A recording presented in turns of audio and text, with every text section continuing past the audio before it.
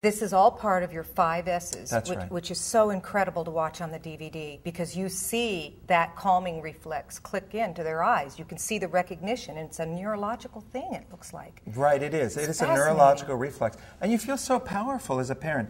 You know what I love? I love teaching dads because once we get over our panic of holding a new baby, it turns out fathers really are the best baby calmers in the family because we wrap babies a little bit tighter and we shush and jiggle a little bit more vigorously, which is exactly what fussy babies need to help settle down. Right, and that makes dad feel successful, and you're off to a better start. So there are 5 ways of turning on the calming reflex. Just one way to trigger your knee reflex, but 5 ways of turning on the calming reflex. What is that? They're the 5 S's. Swaddling, which means snug wrapping with the arms down. Shushing, which is loud white noise. It could be a shh sound, or people turn on hair dryers or vacuum cleaners, or there are a lot of CDs that have white noise sounds. The third S is the side or stomach position. Babies on their backs feel like they're falling a little bit. The back is the right position for sleeping, but it's the worst position for calming a crying baby. The next S is swinging or rhythmic motion.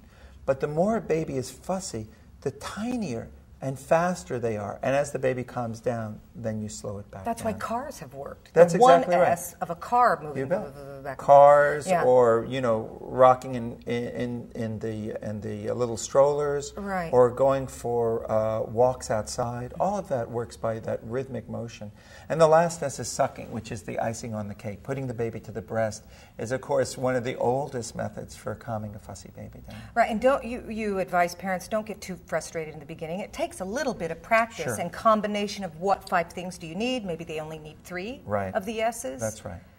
Right. The swaddling is always the first step. Swaddling, yes. But then you start adding on other S's. Some babies are really sound-oriented. They calm as soon as you shush. Some need sucking, some need movement, and some need all 5 S's done all at the same time and really vigorously to turn on the calming reflex. And then once they're calmed, then you can just do fewer of the S's to keep the calming reflex turned on. Because parents are so concerned, how long do I have to keep doing this? And you suggest in your book that you just take one away at a time, experiment with maybe less time. Well, certainly for the first 3 or 4 months or so, you're doing these things because in this odd sort of a way, our babies are born 3 months too soon. I call it the 4th trimester. It's an amazing concept. It makes so much sense. And when you see these, if you ever saw a horse the first day of life, it's ready to run.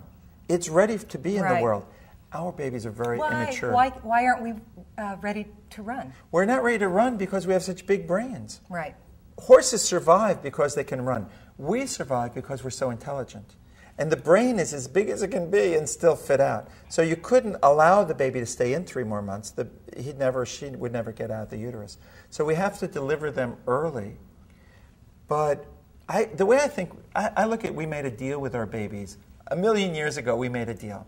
We said to the babies, look, baby, your brain is getting so big. I can't do this anymore. Please, would you please be born 3 months early? Right. And the baby said, oh, my God, I would love to be born 3 months early. But you have to promise me that you'll be like one big walking uterus for 3 months. Because I need the movement. That's the deal. That's the contract. Sign here. Right. And we made that agreement.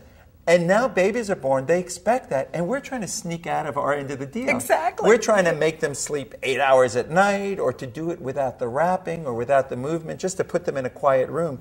And from the baby's point of view, that's weird. That doesn't fit we want to what they were rush it, and we expecting. want to schedule it. Right, because that's our adult nature in our culture. That's what we want to do, and kind of make it all neat and tidy. Babies are, it's a 24-hour job. It's very labor-intensive, but they need the rhythms.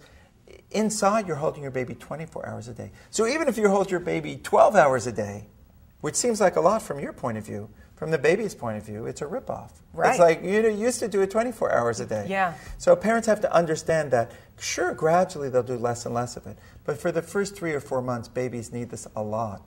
And for sleeping, some babies need the wrapping and white noise for even 6 months or even 8 months sometimes before you can wean them off of that. Right. My sister's 11-year-old still likes the white noise from his father's sleep apnea breathing machine. Oh, really? And he still loves that in his room. And she said, are you about ready to take that? He said, no, Mom, I really like it. For infants and toddlers, sometimes white noise, number one, it drowns out the other sounds. Right. But it triggers the calming reflex. and get kids in a little deeper level of sleep so they can sleep better. It's amazing. I really feel like you've done a complete anthropological study of this weird phrase called colic, this word colic that nobody really knew how to define. Yeah. And it's just a brilliant book and a brilliant DVD, and I want to thank you so much for being with us. Thank you very much, Jane. Dr. I really appreciate it. Harvey Karp. You're listening and watching the Alpha Mom Book Club, and I'm Jane Gabbard. Thanks so much for being with us.